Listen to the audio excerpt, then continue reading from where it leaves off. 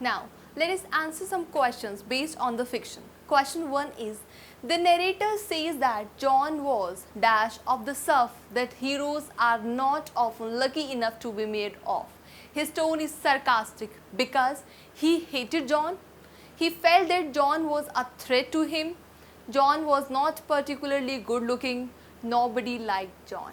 He was not of the kind of which heroes are made of because he was not good looking. So, the answer is John was not particularly good looking. Next question is, Prescott felt that bestsellers were not realistic as American farmers had nothing in common with European princes. Men generally married girls from a similar background. American men married girls who studied in America. American men did not know fencing and were beaten by the Swiss guards. The answer would be American men generally married girls from a similar background. We have repeated this line again and again in the fiction that John was of the belief that a man should marry a woman of the same background, and that's why he finds the bestseller as unrealistic. So the answer would be option 2. Men generally married girls from a similar background. Next question is, bully, said Prescott, writing at 1. He means to say that. Bully means to be very good. So, he is a bully. His manager was a bully. He was being bullied by his co-workers. He was doing very well at his job. We know that his salary has been raised twice. So, it proves that he is working very well in his company. So, the option would be he was doing very well at his job, option number 4. Next question is, the narrator says that life has no geographical bounds, implying that human beings are essentially the same everywhere. Boundaries exist only on maps. One should work towards the good of mankind. He was happy to travel to other countries. Yes, the men are same everywhere.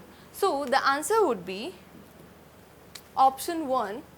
Human beings are essentially the same everywhere.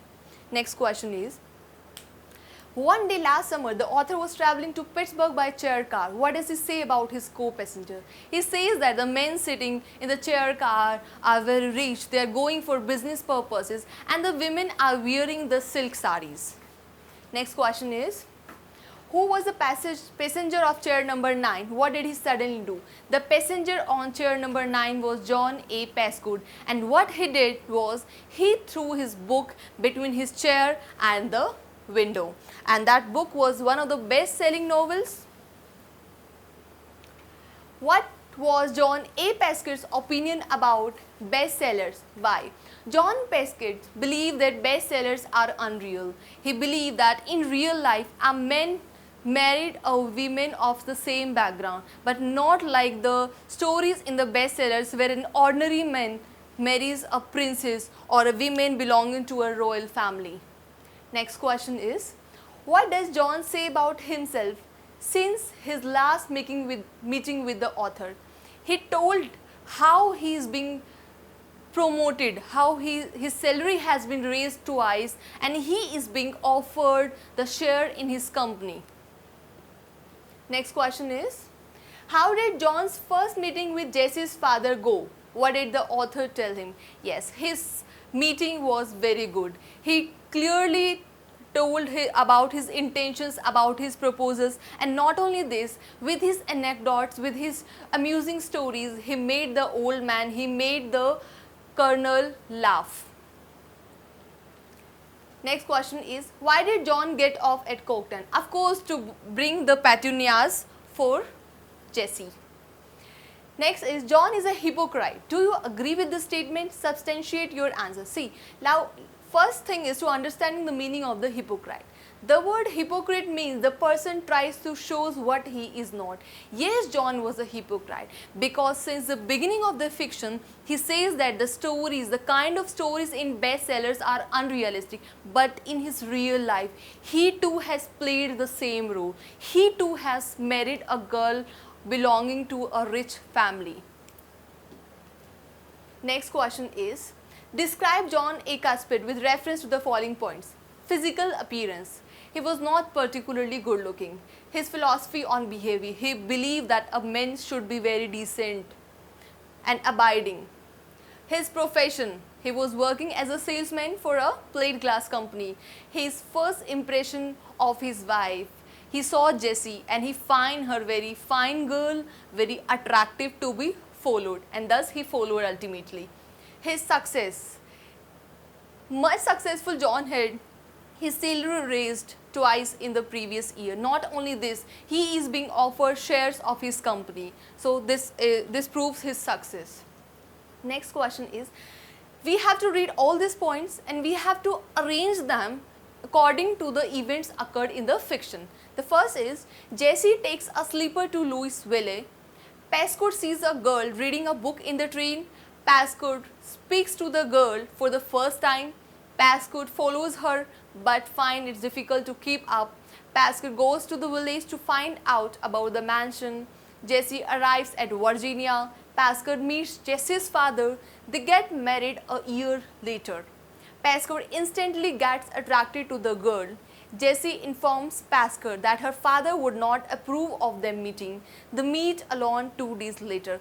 We have to arrange these sentences according to they occurred in the fiction. So the first thing would be, Pascoe sees a girl reading a book in the train when he was going to Cincinnati 18 months ago. Pascoe instantly gets attracted to the girl. Yes, we have discussed about it, that he finds that girl so attractive, so beautiful that he followed her. Jessie takes a sleeper to Louisville and now she is going to her house. So she's crossing certain stations, certain stand while in her way to reach Virginia. So now she has taken a sleeper to Louisville. Pascoe follows her but finds it difficult to keep up. He is following her. Jessie arrives at Virginia. This is the ultimate destination of Jessie. That is, her home is at Virginia. Pascoe goes to the village to find out about the mansion. He has followed both of them to the mansion, but he did not know who they are. So he went back to the village and asked the landlord of the fine hotel about that house. Pascoe speaks to the girl for the first time. Yes, when he came to know that she is the daughter of Colonel, then the very next day he gave lame excuse to talk to her. Jessie informs Pascoe that her father would not approve of the meeting. Yes, in the first meeting, in the course of the conversation, the girl told that his father is very status conscious. So she said that her father would not approve of the meeting. Pascoe meets Jessie's father. So the ultimate aim of John was to meet her father. They meet alone 2 days later. Now since he is in touch with her father, so he is now meeting her frequently. They get married a year later. Yes, within 6 months he got married basically. Next question is, irony refers to the use of words to convey a meaning that is the opposite of their literal meaning. Working in pairs bring out the irony in the following. The title of the story, bestseller. Yes, the irony behind this, the bestseller, is that as a word bestseller represent the book should be very famous, should be very popular. But here the book is being thrown by John because he finds the story in the bestseller so unrealistic that he did not want to read. So this is an irony. Next is, Pascoe claimed when people in real life marry, they generally hunt up somebody in their own station. A fellow usually picks out a girl who went to the same high school and belonged to the same singing society that he did. Here the Pascoe wants to say is that in real life, a man marries a girl of the same background. But the irony here is that John A. Pascoe has himself married a girl belonging to a royal family. Next is the name Trevelyan. Trevelyan is a hero of the bestseller, and in the end, John since has been criticizing Trevelyan since he was reading the story, but at the end the narrator has called John as Trevelyan.